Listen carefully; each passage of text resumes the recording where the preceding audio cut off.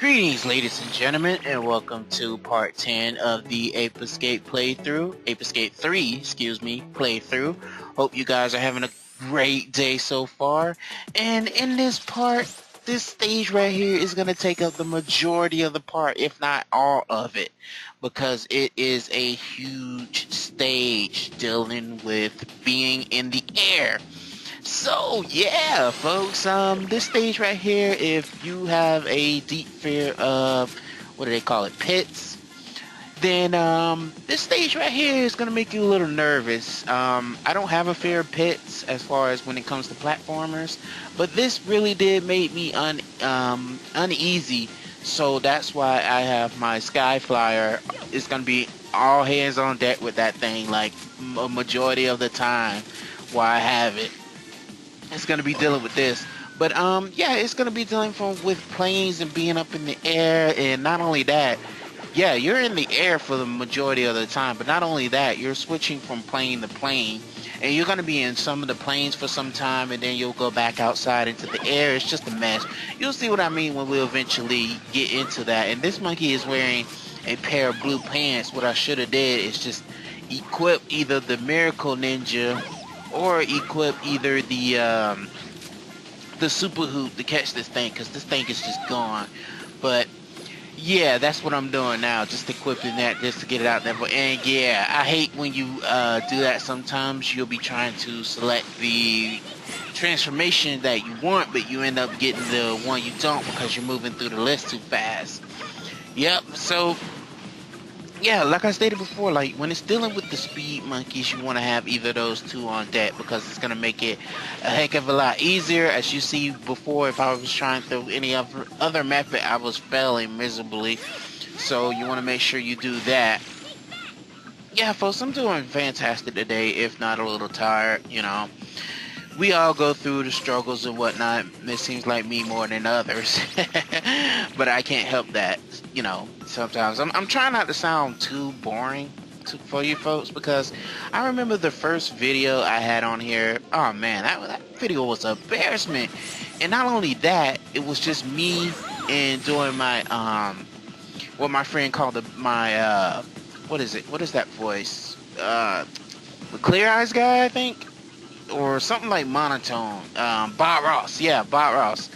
Rest in peace. Yeah, my friend said that I sounded like Bob Ross in my recordings, because I guess I was talking too softly or whatnot. Yeah, that was an embarrassing time, and it's crazy because that only happened about a year ago. Um, yeah, about a year and a half ago, since this channel is just turned a year not too long ago. But yeah, this channel is moving along, I say. I'm not through that Bob Ross phase, as they call it. I can't believe they call it that. If you go, I think if you go through the Ape Escape, one of the first playthroughs I did for this channel, if you go through the original Ape Escape, I think D left a comment saying that I don't sound like Bob Ross anymore. I didn't think that I sounded like Bob Ross, but now that he mentioned it and I went back through that, yeah, I kind of did sound like Bob Ross. And it was a little disappointing, but you know, everybody gets the jitters when they first start recording, you know what I'm saying? Like everybody get the jitters, like they're nervous or something. But you know, after a while, after you do it for a while, you get over that nervousness, and then you're just like, oh man, it's nothing to be nervous about. It's just people come in here and they want to hear you talk about the game and see if your opinion differs from theirs. Of course it's going to, but you know, it's all good and whatnot. So for any one of the viewers out there who wants to start their own Let's Play channel, I say go for it. I mean, I have fun doing it, and it doesn't really matter how many subscribers I have or whatnot.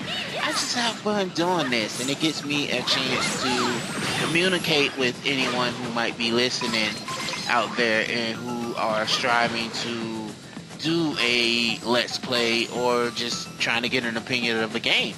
So that's how I feel like it's with my purpose of starting this channel. I also want to get my friend involved, because we like playing video games and we want to show what kind of video games we're actually doing.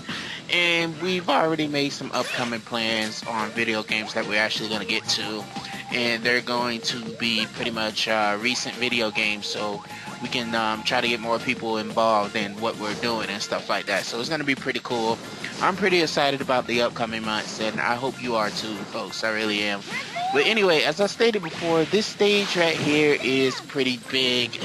Unfortunately, we have to use this genie again. I don't know why they I don't know why the Ape Escape implement on using using transformations and gadgets that I personally am not fond of, but everybody else might be fond of, and it's their thing if they want, you know, to do that. Even and this thing is set to automatic. I just noticed, like, when you're playing the game, you don't notice little details like that. Even though I have played this game numerous times, I never really paid attention to the automatic, even though it's like really close there and you can't miss it. But anyway, yeah, right here is a place where you can farm for a lot of coins here. Basically, they're slots, and if you break them open, you get a bunch of coins that spill out.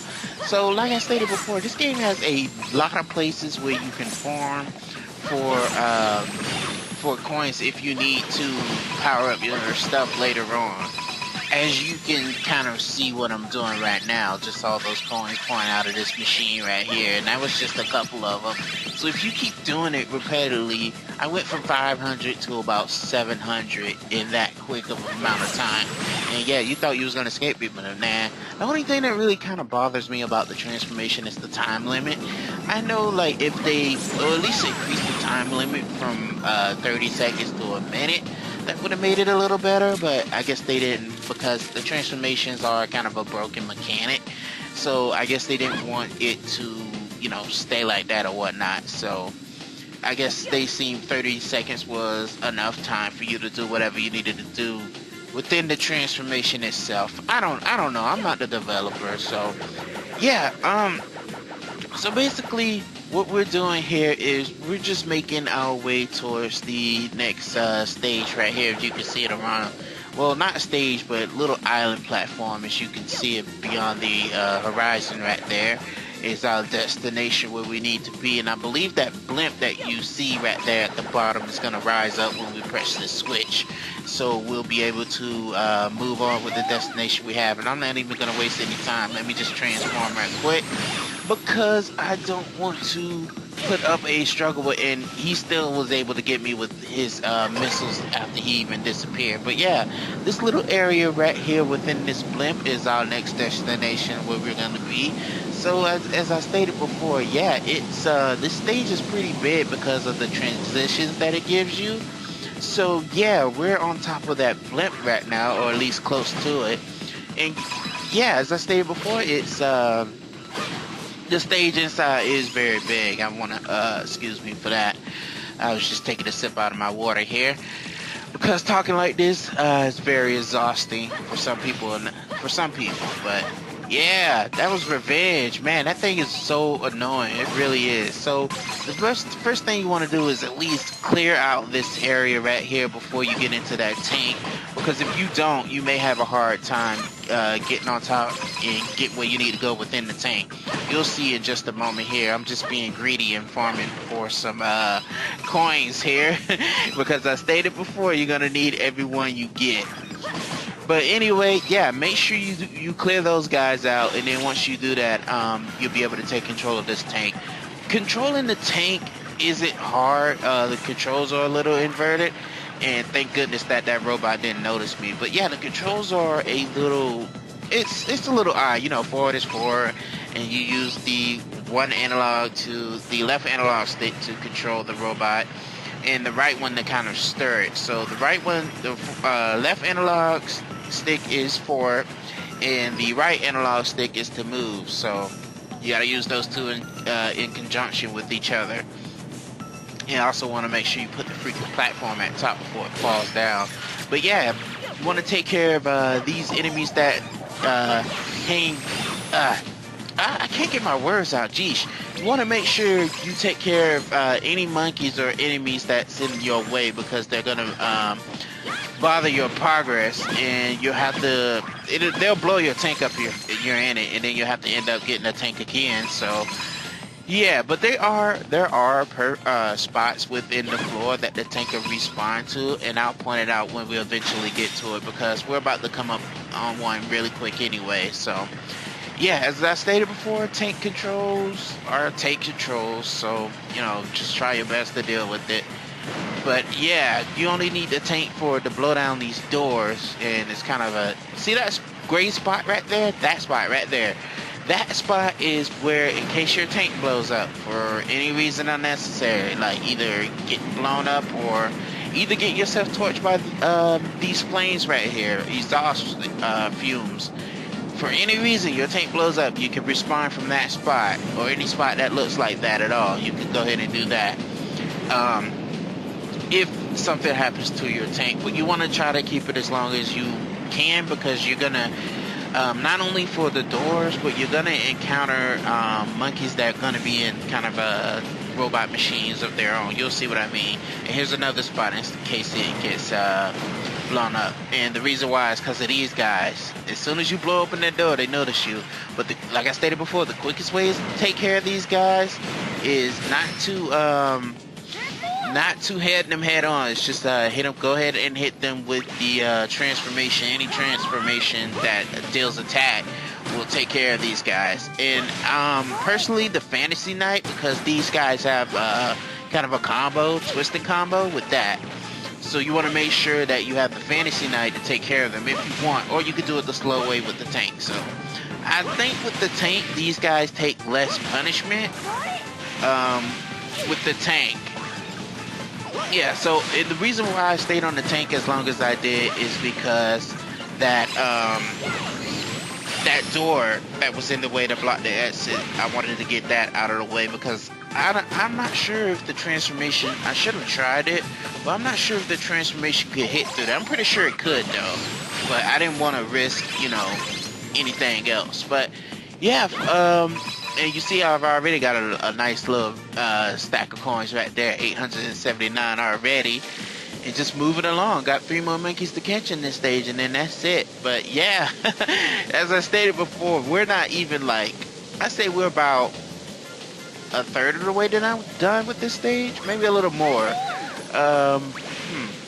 Maybe a little more, we're a little more done with this stage than I thought. Because, like I stated before, we still have at least about 2 to 3 more rooms to go into before the stage pretty much ends and there's nowhere else to go. This room right here that we're going into, I think this is one of them. I don't remember all too well. I think it's 2 rooms actually, or 1 room after this. Well, it's a number of places to go within this room itself, I believe. So, but whatever. It's just, you know, when you record something and then you forgot it's on the back burner for so long, you tend to forget stuff. And I'm only human. I wish I was superhuman, but I don't think that's gonna exist for like another 1,000 years or so. And that kind of sucks because we'll be long gone before then. So yeah. But anyway, yeah, this is the last room that you can travel into, and I'm not dealing with these things right here. I went automatically into Wild West Kid mode. Yeah, I'm not gonna deal with these things. And thank goodness that this is here, because dealing with these before mean you have to get up close and personal. And with the Wild West Kid, I can keep my distance and be able to capture the last monkey that I need to in order to complete the stage. So yeah, that's pretty cool on this side. And with that, it's all done. We're done with this stage for now, but before I end this part, there's something else I want to show off to you guys before I go ahead and end this part. And what I want to do is show off a brand new transformation that we're gonna get. And this one is kind of it's fitting right up my alley with this transformation. You'll see what it is in just a few minutes here. Yeah, she gives you hints of what you need to do in order to. This stage right here is cool. The Fist of Fury. Oh, furry. Yeah, that stage right there is cool. And this transformation fits the Dragon Kung Fu Fighter. It's a great transformation. It's combo heavy. It's efficient. It's pretty much good enough. So if you go into the training room of course you have to go to the training room if you're new to this, you'll be able to see what this transformation is all about. So, yeah, the Kung Fu Fighter, the Dragon Kung Fu Fighter, excuse me. Yeah, it's all just melee attacks, folks. It's so all your attacks are with the right analog stick, with just little flicks. You could do a bunch of combo moves that you need to do. And the cool thing is, what we're gonna show off a little later, is that you can boost your attacks. Yeah, you can boost your attacks in this form, so that's freaking awesome. It really is. So let's go ahead and continue with the training so I can be able to show that off to you folks here. But first, it's going to show you how to capture monkeys while you're morphed, and that's pretty simple. All you have to do is get close to them and tap down the right analog stick, and it'll be a nunchaku net. Or is it nunchucks? Nunchaku or nunchucks? Either way, it's gonna be a technique where you'll be able to capture a bunch of monkeys at once. It's pretty cool, actually. So watch this.